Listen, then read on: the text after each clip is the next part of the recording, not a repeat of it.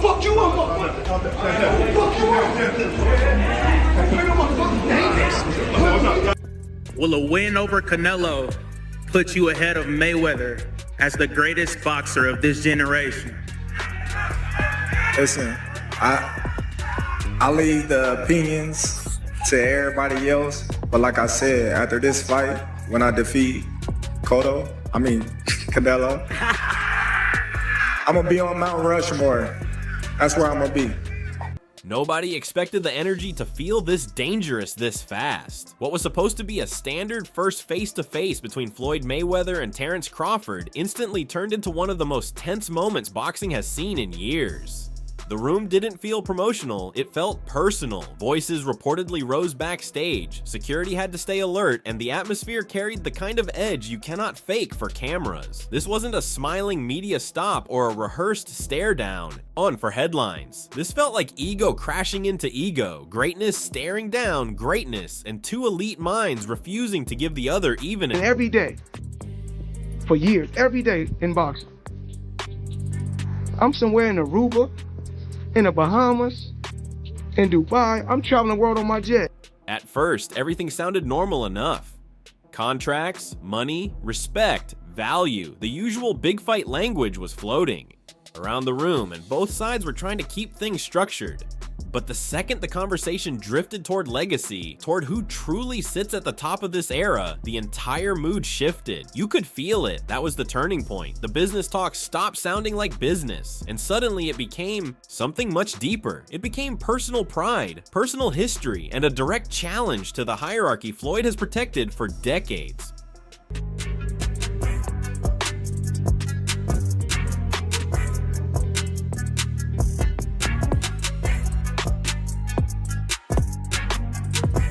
Crawford leaned forward, calm but deadly serious. Floyd's posture changed almost instantly. His body tightened, his face sharpened, and for the first time, the irritation became impossible to miss. This wasn't about cheap trash talk or fake promo insults. This was about what Crawford represents. A real threat, a real argument, a real possibility that the sport might finally be shifting toward a new name. Floyd understood exactly why this matchup had people so locked in, and so did everyone else in that room. The pressure wasn't random. The spark came from something. You can compare and contrast the fight between yourself and Floyd Mayweather Jr. and tonight's bout with Terence "Bud" Crawford, if you can. No, I think Crawford is way better than Floyd Mayweather. That spark was lit the moment Canelo Alvarez publicly suggested that Terence Crawford belonged above Floyd in boxing greatness. One statement, one opinion, and suddenly the internet exploded. Because that is the one conversation Floyd has never tolerated, someone else being placed over him. For years, he controlled the narrative around his legacy with military precision, but now the whispers are louder than ever. If Crawford beats the names in front of him and keeps adding to his resume, does the conversation change? Does the sport start saying out loud what Floyd said around Crawford or Mayweather? I think Crawford is better, bigger. He's actually more of a weight class, and I would say Crawford is a better fight all around fighter. Mayweather's really good too, though. You can knock him as well. He's very talented. It would have been a tough fight, but I think Crawford would have the edge over Mayweather because of the long arms and because he's bigger. You know what I'm saying? He would have kept him at bay. It would have been hard for Mayweather to counter, maybe. But Mayweather's definitely technician. I mean, like Crawford said, Mayweather has his era, and Crawford is his era. That is the real fuel behind all of this. It's not just about money, not just about dates, not just about one event. It's about the one nerve that always gets a reaction from Floyd. Legacy. At 47, he is not standing here because he needs attention. He is standing here because he refuses to let boxing move on without him having the final word. He knows exactly what Crawford's rise means. He knows what people are saying, and he knows this fight, or even the possibility of this fight, carries the power to either protect his place forever or shake it in a way he can never fully control again. Floyd Mayweather Jr. is one of the biggest egos in the sport, so much so that he could not find a way to give Muhammad Ali credit as being a top 5 fighter and claimed that Roberto Duran sits above Muhammad Ali, right? Why? Because Floyd wants to be better than Muhammad Ali. He completely redid his image when he became Money Mayweather to pretty much copy from calling himself the GOAT, calling himself TBE, right? Whole thing. Very disrespectful of Muhammad Ali when he was coming up, when after Floyd Mayweather Jr. wound up being at the top of the sport. So now that Terence Crawford has firmly placed himself at the top of boxing, and not just as the pound for pound fighter, right now, many people are saying, hey, shouldn't he be considered one of the greatest fighters of all time? Once the official press conference began, the tension didn't disappear, it got sharper. This wasn't the old Floyd performance where he dominates the room with jokes, flexes, and effortless swagger.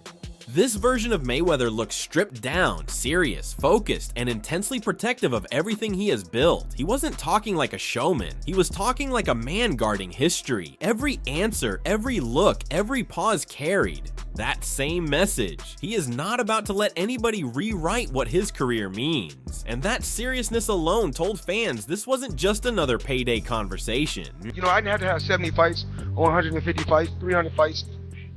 Did I not beat the most world champions? Yes, you did. Okay. And in the least amount of fights? She did.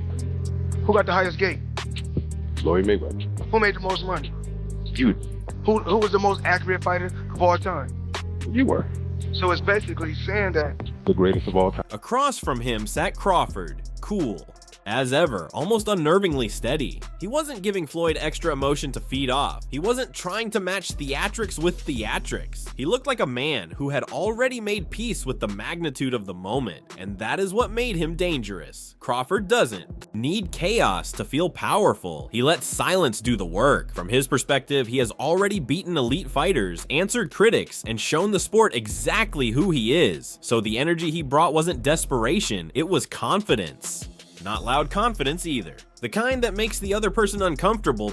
Yo, yeah, so even pound for pound, Floyd was pound for pound. You or Floyd, who would have done that? Who would have won that? me. Oh, shit, okay, I'm just asking. Man, Floyd was pound for pound before. That would have been a hard fucking fight, though. Man, me versus anybody, I'm gonna always say me. Okay. Come on now. That's what makes Crawford's position so fascinating. Years ago, he used to be careful whenever Floyd's name came up.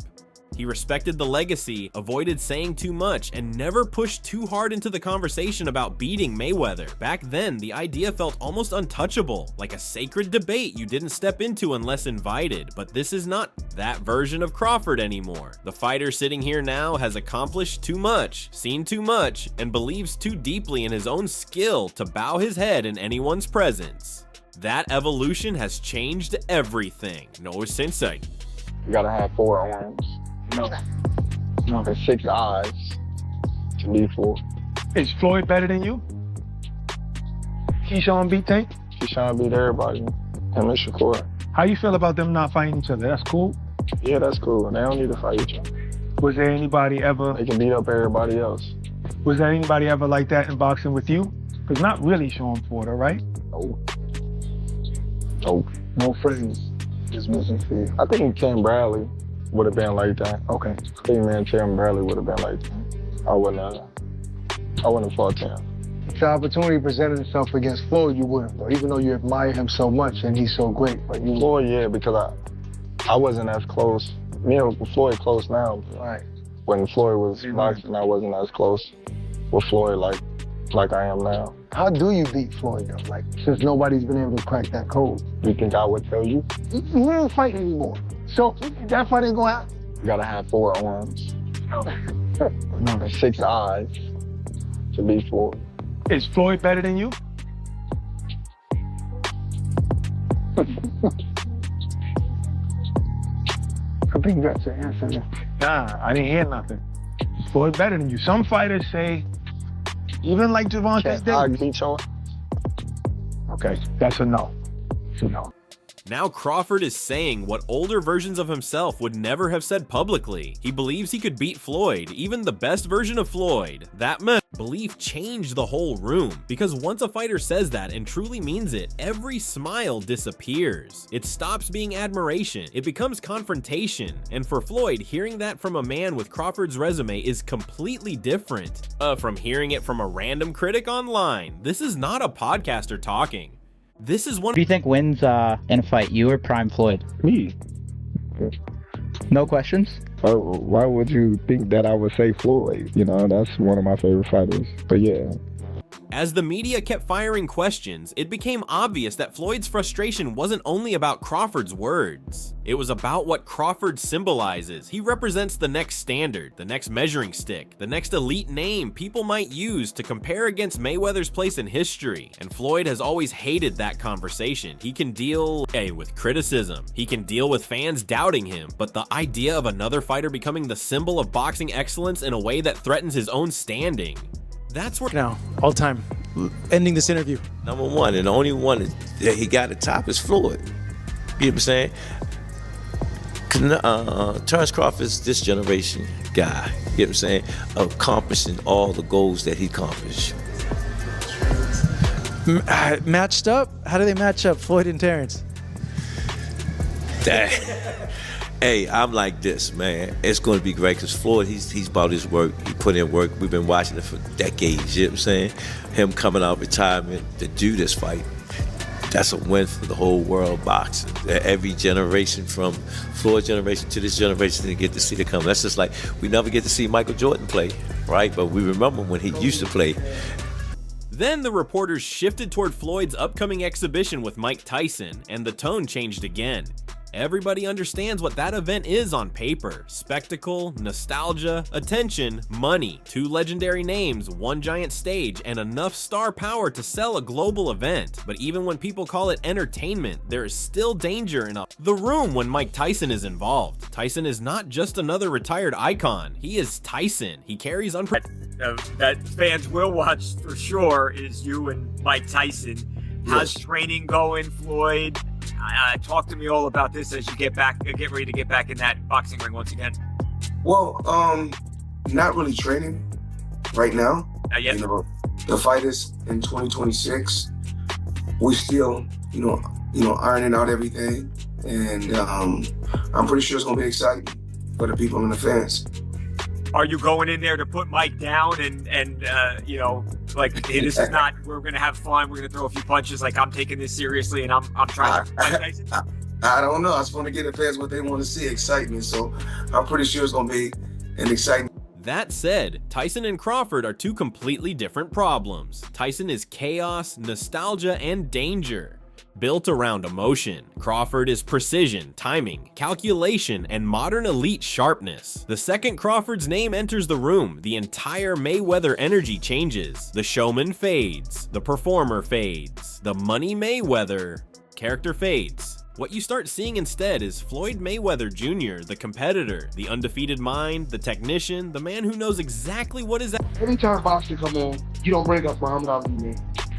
You don't bring up Mike Tyson.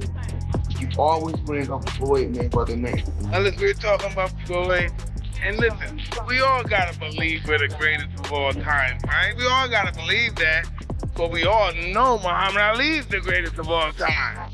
If you could have fought any fighter in your life, any weight, any era, who would you have picked that you would have liked to fight the most? Floyd Mayweather. And that's what makes this potential matchup so compelling. Floyd knows that a win over Terence Crawford, even at this stage, would silence generations of debate in one shot. People would stop arguing about old timing, old opponents, old eras, and old criticism. He could point to Crawford and say, I beat your modern king too. But Crawford knows the other side of that equation. If he takes down Floyd, even an older Floyd, his name instantly gets carved deeper into boxing history. Not because Floyd is in his prime, but because certain names carry myth with them, and beating myth matters.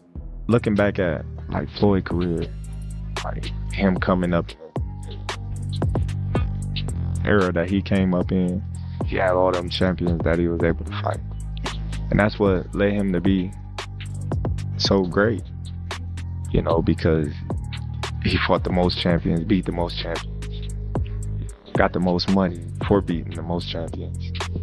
So it's just like, man, he had this guy, back to back to fight. After beating Canelo, a lot of people assumed Crawford had already done enough. Bigger man, huge stage, massive pressure, and he still delivered. To many fans, that was the kind of win that closes the book on doubt. They thought he might protect his legacy, choose smart opportunities, and stay away from unnecessary risk. But Crawford didn't move that way. Instead, he kept leaning toward the hardest names, the biggest tests, and the debates that still make people uncomfortable. That tells you something about how he sees himself. He doesn't want polite praise. He wants final proof. Next voice. That is exactly why Floyd mattered. Terence Crawford had the ability to fight backwards and stay composed, good defense, hands was always up, countering everything that Canelo was throwing at him. It was just a little more active fight. Canelo did hit him to the body, but it was pretty much all Terence. I think some of what we saw from Canelo is what he has to resort to now. Fight. Maybe he's dealt with some injuries to where he's not as mobile. It's just the pattern that he's put himself in for the last, 6 to 8 fights. That same pattern is why Bivol was able to get him. He did not allow Canelo to get inside. As soon as Canelo would get into that certain range, he would jab him. We didn't see any like lateral moves where he would throw, push off to the side, as we used to see Canelo Alvarez. Canelo was almost smothering his shot because he couldn't stay at range with him. Terence Crawford runs off counter combinations. It would be a wider margin. Matters to him. Crawford does not want people saying he was great, but he never faced Mayweather. He wants that sentence erased forever. He wants the one challenge that shuts down the endless comparison game and forces the sport to settle the conversation. In his mind, that means facing the man who ruled boxing for 2 decades and made greatness feel like a private property no one else could enter. Whether fans agree or not, Crawford clearly sees Floyd as the final key to a different level of immortality, and that mindset is what makes him so. Crawford couldn't have an error to himself. And if you put Terence Crawford against any opponent on Floyd's resume, who do you have favored? Terence Crawford or one of Floyd's opponents? Why does Ryan keep mentioning? No, I'm asking the question first. Do we got Terence Crawford beat everybody on Floyd's resume? On top of all that, Crawford is just wired differently from most modern stars. He still seems to crave real danger. He still seems drawn to difficult puzzles when easier money and safer routes exist. That's why some people respect him even when they disagree with his choices. He doesn't seem interested in padding narratives. He wants hard names, serious statements, and fights that carry real consequences. Of course, that also opens him up to criticism. Plenty of fans are asking why he would chase an aging Floyd instead of younger threats who are right there. Oh look, Duran is Terence Crawford, you're fine. And that's it before it's clean. Obviously you've got Lima to take care of first, but that to me is great. Crossover fight, because Boots is changing at the dark guy. For the guy in there and done it all, it's pretty different. He's still very much in. For years, one of the loudest alternative names has been Jaron Boots Ennis. Many fans, analysts, and even fighters see Boots as the most natural next test for Crawford. The styles line up beautifully. The danger is real. The technical intrigue is obvious. Boots brings explosiveness, speed, switch hitting ability, and the kind of unpredictability that makes purists salivate. On paper, it looks like the sort of fight that should define an era. That is exactly why the pressure around Crawford keeps building.